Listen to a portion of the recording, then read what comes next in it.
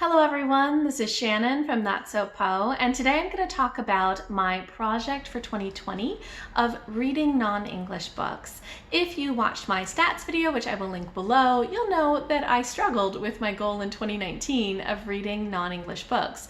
This year I want to make it a priority, so I'm making it a project. I do love foreign languages. It's one of those things that I have a lot of joy in studying and learning and practicing, and I have studied a lot of languages over the course of my life. So I want to make sure that I utilize those skills and don't completely atrophy on all of them. Most of them I already have lost completely, but there's a couple that I still have enough working skill in that I could read children's books mainly. So I want to go ahead and read some books this year.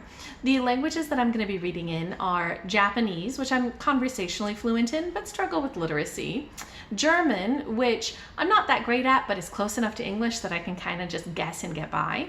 Spanish, which is pretty similar, and French, which I'm quite bad at, but I have a lot of picture books in, so it's going to be one of the bigger categories. If anybody is interested, other languages that I have at some point studied for a couple of months or a year or so, but have zero fluency in anymore, include Latin, Hebrew, Russian, Mandarin, Korean, and Tamil.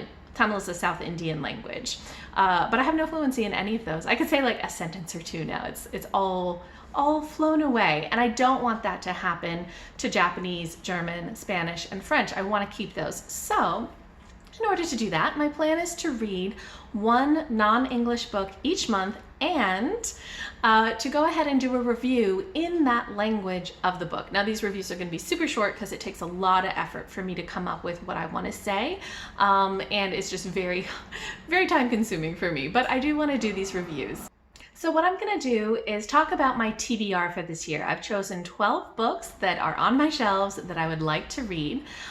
But I will mention that if I find any of these too difficult or not engaging, I will just DNF them and pick up something else that is already on my shelves, because I have a lot of other options as well. But these are the ones that I felt were the highest priority for me. Also, if anybody watches any booktubers who talk in another language but subtitle, please let me know. I really also enjoy getting a little bit of practice through watching BookTube. I already watch Ian at Nur Chaos and Mariana at Quesada. So I will link those two below. Both of them do their wrap-ups in their own languages, so German and Spanish, but they subtitle in English, and that makes all the world of difference for me because I need the subtitles. So let me go ahead and get into my TBR. So first, I have the only book that I'm going to be reading in Spanish, which is Una arruga en el tiempo by Madeleine L'engle. This is, if you're wondering, not originally in Spanish. It is the Spanish language translation done by Aina Baraldes from the English version, which is A Wrinkle in Time, into Spanish. Also, it is a graphic adaptation by Hope Larson. One of my cousins got me this 2 Christmases ago. I haven't read it yet, because she knew I wanted to read more in Spanish, and graphic works make all the difference. I have read this book in English before, so that should also make it much more readable for me. I didn't necessarily love A Wrinkle in Time, but it still, I think, will be really nice to read the graphic adaptation because I think it's got some cool, fantastical elements in it. If you're unfamiliar with the story, it's about a little girl whose father is a scientist, and he ends up getting sucked in kind of a different space-time dimension thing, and she has to go with her little brother and her friend and find him. Next, I have 2 Japanese books on my list. The first is Ranma ni Binoy Chi by Takahashi Rumiko. This is the 6th volume. I have read the previous 5 and I own the entire series. I have owned it for like a decade, so I really need to get around to reading this, especially because I enjoyed the first 5. I actually did a review of them, so I'll link that down below. But this series is just hilarious. It's something like set in the 80s, written in the 80s as well, and it's a very funny high school magical just romp. It is so fun. It's about Ranma, who is basically a martial artist who went to China with his dad and fell into some cursed pools, and now whenever he gets wet he turns into a girl. So I will say that there are some things that have not maybe aged so well, the gender representations and things like that, but the series is hilarious. It is so funny. The characters are so ridiculous. There's so much silly magic, and every plot line is basically like a sports competition. So this is fun, and I want to continue with the series. Next is The World of Mucha by Unno Hiroshi. This book is in both Japanese and English, if you can see Japanese there and English here, with tons of illustrations. It is about an artist, a Czech artist, Alphonse Mucha, who was making art at the end of the 19th century in Art Nouveau style. So this book is all about that artwork. It's got tons of full-page reproductions of Mucha's art, and I think that the book really talks about who Mucha was and what his influence was and what kind of artwork he produced. This is a gift from Sush. We had gone to a bunch of art museums and we saw this, and he got me a copy. So even though it is translated fully into English, there's Japanese as well. So my thought is I could read the Japanese and the English. This level of Japanese is very much above my reading level. I am not that literate, but because it has English translations, I thought this would be good practice. This would be something that I wanted to give a try. Also, the artwork in this is just stunning. I really, really, really want to read this just to look at the pretty pictures. Now moving on to some German books that I want to read. The first is Die Märchen der Brüder Grimm, which is Grimm's Fairy Tales by the Brothers Grimm. This collection is something that a friend of mine got me in college, so like 15 years ago, that I've yet to read because I was taking some German and he was from Germany. So he got me this collection and I have yet to read it. This is also a little bit challenging for me in terms of my reading level, but German really is one of those things where you can kind of just fill in the blanks because it's close enough to English. And a lot of these are, you know, they're fairy tales. They're stories that I might know already. Not all of them. There's about 200 stories in this. I am not asking myself to read this entire book in 1 month. This has 600 pages and like 200 stories. I'm not doing that. But what I would like to do is ask myself to read 10 stories. If I can read 10 stories in a month, I think that I will feel like I've done a really good job and finally made a dent in this book that was gifted to me so long ago that I very much do want to read. I love fairy tales. Next on my list is another book that I don't plan to read all of, but I want to read at least some of, which is Buchstabengefühle by Stefanie-Lahya Okongo. This is a book of poetry. It's a poetry collection in German, as well as there are some English poems. I read the English poems, and this is something that I heard about from Ian at Nur Chaos. I loved the review that Ian did. I will link that down below as well, talking about the politics and the race and identity and disability and all sorts of awesome things that are in this collection. It sounded so powerful. So I really do want to give it a try. I want to read at least 10 of the German poems in this. I think that'll be a challenge. Poetry is a challenge even in English, but I just want to read it so badly. So I want to make this a priority and do that this year. Next is a book that I definitely want to get to this year, which is Piano Oriental by Zeina Abereshed. If you are friends with me on Goodreads, you will notice that this is the book that I have been currently reading for 2 years, which is true. I did start this book. However, I did not start this book in German. So this book is something that I started in French, and actually French I'm pretty sure is the original language, and this one was translated by Annika Wisniewski. So this book is something that Sush and I came across when we spent a summer in France. So a couple of years ago, we went to France and we spent about a month and a half there, and we took language lessons. We learned French. So my French is about 5 weeks of study of French, so it's pretty dismal. And we had seen some kind of street advertisements for this book, which were really cute. And then we went to a museum about graphics and printing and things like that. And this was in one of their exhibits.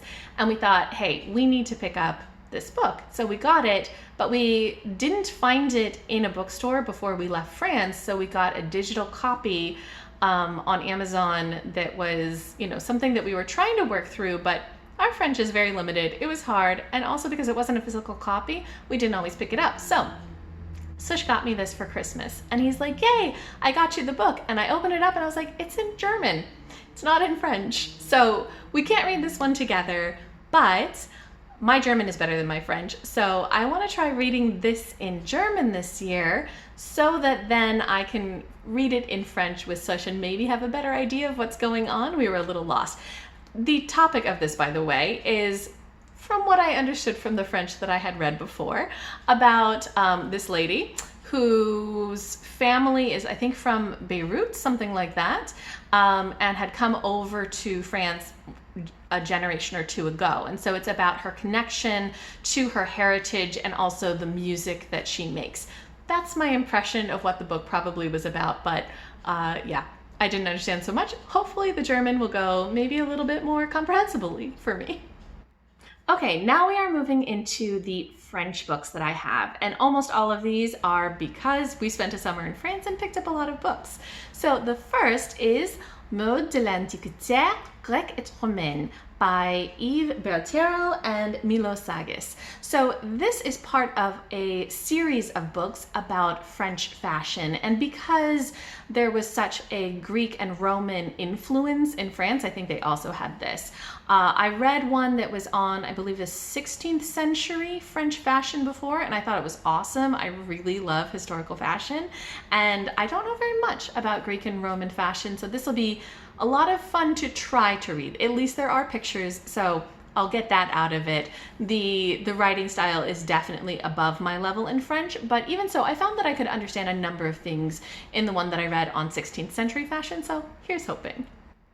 Next is a book that actually I didn't get in France, but a close friend got in France. So this is Les Aventures de Tintin, Le Faire Tournesol by Hergé. So this is a Tintin book. Sush is a huge fan of Tintin, but I didn't really grow up with Tintin. A friend of ours was in Paris, saw this, and got it for us as a gift because he knew that we wanted to read more in French. So I really want to go ahead and read this since it was a gift, and because I'm kind of interested in knowing more about Tintin. I think this is somewhere in the middle of the series, but it probably is fine. So I'm excited to try this one. Next is another classic comic that I am not familiar with, but that Sush is a huge fan of, which is Astérix. So this is written by René Goscinny and Albert Uderzo, illustrated by Uderzo, and this volume is called Coma Obelix est tombé dans le marmite du druide quand il était petit, which is something along the lines of Obelix falls into a druid's cauldron and becomes small. So I have not read any Asterix, but Sush is a big fan of this series, so I'm interested in trying it out. I also think that the time period that this is set in is really interesting. It's set in the time when the Gauls, the kind of native population of France, were fighting against the Roman invasion. So, you know, quite a long time ago, but an interesting period to read about. So I'd like to pick this up. Next is another book that we picked up in our travels, which is Sherlock Holmes et le mystère de Königsberg by Roger Saiter and Giuseppe Manunta, illustrators Manunta. So this is a kind of Sherlock Holmes-esque story that is set in Königsberg, which is this castle. So Sush and I actually went to this castle, and in their gift shop they had this book. And since we've been reading Sherlock Holmes for the past couple years, we were super interested in picking this up. So this seems like it'll meld kind of the Sherlock Holmes mysteries with some history of this region and this castle. This is kind of in the eastern part of France that is right next to Germany. So very interested in seeing both the history and the mystery in this. Next is yet another book from our France trip, which is Leonardo Da Vinci et les Châteaux de la Loire, which is written by Frédéric Poumon and illustrated by Paola Antista. So the Châteaux de la Loire are the kind of beautiful castles that are in the Loire Valley in France. There's a ton of them that were built around like the 1600s. And Leonardo da Vinci actually lived in this area. So the last 3 years of his life, he had as a patron François le Premier, which is like the first, Francis the First of France. It was a big, important king who was his patron. That's also why the Mona Lisa lives in France, by the way. It was because he brought it with him. So this story, I think, is going to talk about maybe the history of the Loire Valley, as well as about what Leonardo da Vinci was doing, some of his inventions and artwork and things like that. So again, I love history, I love castles, it's gonna be great. And lastly, I have one more book from our France trip, which is Nîmes, Le Pont du Gard, which is by Eric Tessier and illustrated by Jacques Denoël. So this is all about a region in France. So Nîmes is a city, and Pont du Gard is the aqueduct, sort of, that is in that area. It's very famous. It's still standing. We went to see it. It was awesome. Super cool. So I think that this book is actually more of a nonfiction about the history of the Nîmes area, relating to the Roman kind of civilization that lived there, talking about the different historical buildings and things like that. So this one will be less of a fiction and more of a nonfiction, I think. But I love history and I love architecture and I love buildings and I love Roman stuff, so it's going to be a lot of fun. Nîmes was also just one of the best places that we went to in France. It's kind of in the south of France, and we loved that city so much, so I really wanted to read more about it. So those are the 12 books that I am planning to read this year that are not in English. I'm hoping that this will go well. I really want to challenge myself. I want to read these books. They're sitting on my shelves. I am so interested in them, so I just need to pick them up and actually do it. So I'm excited to see how this will go. If anybody else is going to be reading books not in English this year, I'd be interested to hear down below what you're doing, what your project is, how you're going to accomplish it, all those sorts of things. So let me know.